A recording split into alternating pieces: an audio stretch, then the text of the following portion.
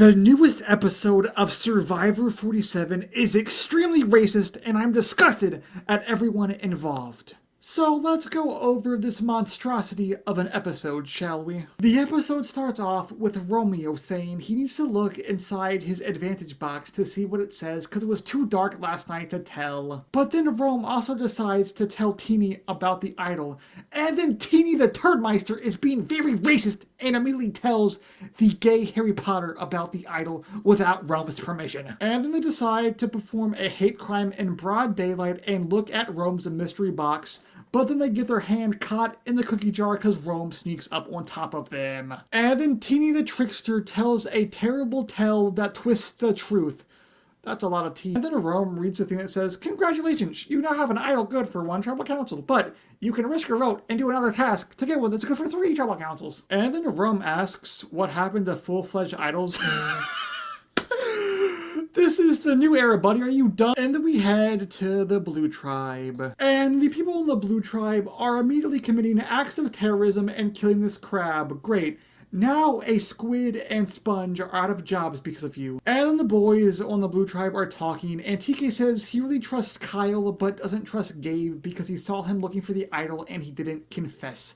Shame on you, Gabe, you racist son of a biscuit. So then TK, the total king, tries to form an alliance with him, Kyle, and Tayana. And Miss Tayana says that's a great idea. W's in the chat, boys. And Kyle gets to say his first sentence of the entire season, and it sounds like he's having a stroke. That you're a real good person, and I think that the way that we drive, there's a longevity to it. Absolutely, and I think dude. that we're very valuable to one another. Don't worry, Kyle. I'm sure your episode 3 sentence will be way better. And then we head to the Yellow Tribe, and Andy's being a sociopath again. He is holding his entire tribe captive and making them cheer for him when he cuts a coconut open.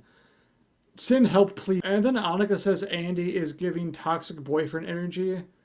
And now I immediately dislike Annika. And then Andy is pouring his soul out to Sam. And Sam's like, nah, I'm just on Andy duty. Make sure he doesn't find the freaking iron, you know what I'm saying? And then we get a foot shot of Sam. Who directed this episode? Dan Schneider? And then Andy says, my mom is gonna love you. You're not dating Sam. And then Sam says, okay, I'm gonna take a little tinkle now. And Andy goes, okay, and then immediately goes and looks for the idol. And Sam comes back and is like, uh-oh. And then Andy finds the Beware Advantage. And obviously this is perfect for his game because he's on the bottom and no one freaking likes him on the tribe.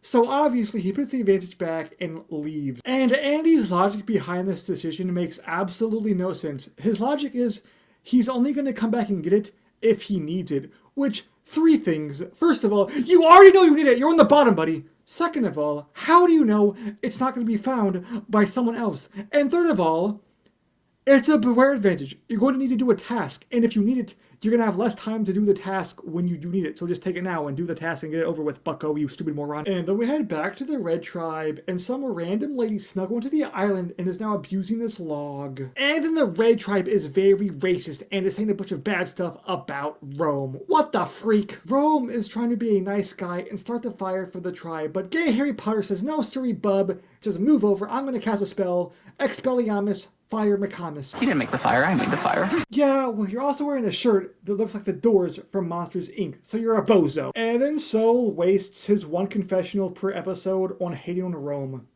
You're an idiot. And then Rome says he could have been a professional basketball player, but unfortunately during high school he caught an arrow to the knee and it just didn't work out. And Rome is so humble that he could have became a professional rapper, but didn't want to because if he did, no one will listen to any of the other rappers ever. I always knew, like, on the low, I could probably be a rapper if I really wanted to. It's been a couple years, couple stories, a couple smiles, We need that on Spotify, Rome. Please, please, let us have it. And then Teeny the mega racist says that Rome is cocky. Oh, is that right, Teeny? Well, at least when people look at Rome, they don't go, I wonder if that's a girl or a guy. Like you, huh? And then Rome does some of the sickest dance moves I've seen in my entire life, but unfortunately I cannot show them to you because if I do, you'll become blind and freaking die. And then we head back to the Yellow Tribe. And then Sam tells Annika that Andy was looking for the idol and she hits him with a YouTube thumbnail face. And they're like, well, let's go look for the idol right now to see if he found it. And Andy really should have put some like poisonous gas or tarantulas on the Beware Advantage so Sam couldn't get it. But unfortunately, Sam does find it. And then Rachel and Andy are like, where's the water at? They've been gone for like 2.5 hours. And then Sam's like, I really wish I didn't find that advantage with Annika because she's going to gap her gums to all the girls, so I got to tell them first before she does. And then Sam tells Sierra, and I'm like 85% sure they're in love and are going to get married in episode 3. And then he tells Rachel, which proves he is not racist. W Sam in the comments. And then there's a snake in my boot. Andy goes back for his beware advantage, and I got some bad news, buddy.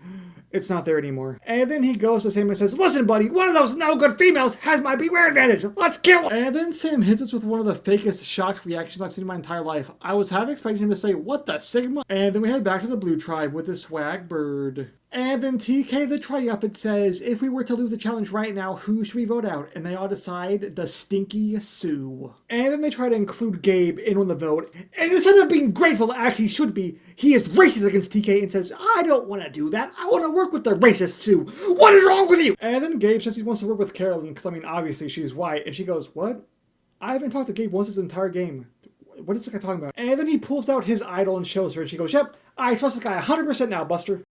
And then we head to the beach, and Kyle and TK are trying to have a conversation, and Sue is sleeping right next to them. Do you have any idea how hard it is to try to talk to someone with someone sleeping next to you? It is not easy. Get off the beach, you stupid idiot! And then she has the absolute audacity to call TK rude for talking. Are you kidding me? I hope a coconut tree falls on your head. And then we head back to the Yellow Tribe. And then Sam finds the idol with his one true love, Sierra, and he takes the idol good for one tribal council.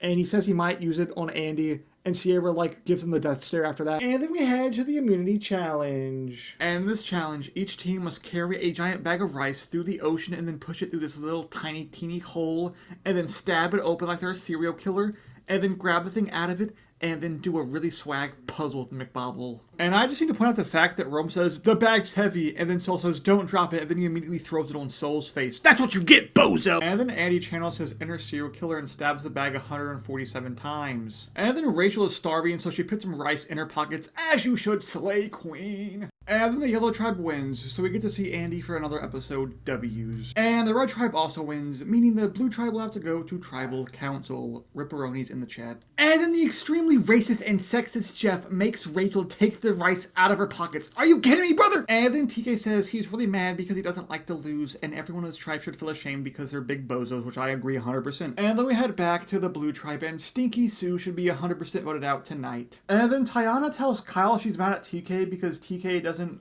want to lose. I'm sorry, do you want to lose? And then holy moly, Kyle actually gets a confessional. This is game changing. And then Tiana and TK make up and hug, and it's so cute, and if she backstabs him, I will turn her into a popsicle. And then we head to Tribal Council, and Sue the Stinky should be the one voted out of the game. And the goofy faces that Sue makes during the Tribal Council is giving off very big Carolyn energy from 44. And Gabe uses the idol on himself for some reason when there was literally no need to. Is this guy stupid? And I have very sad news that this entire tribe is extremely racist and voted out TK, except for Kyle. Hashtag Kyle is not racist in the comments.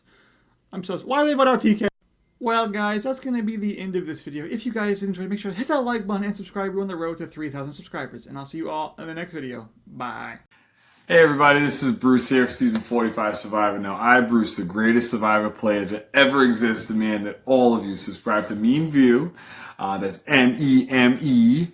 View, and hit the like button, or if you don't, you end up like me on Season 44, alright? You don't want that, do you?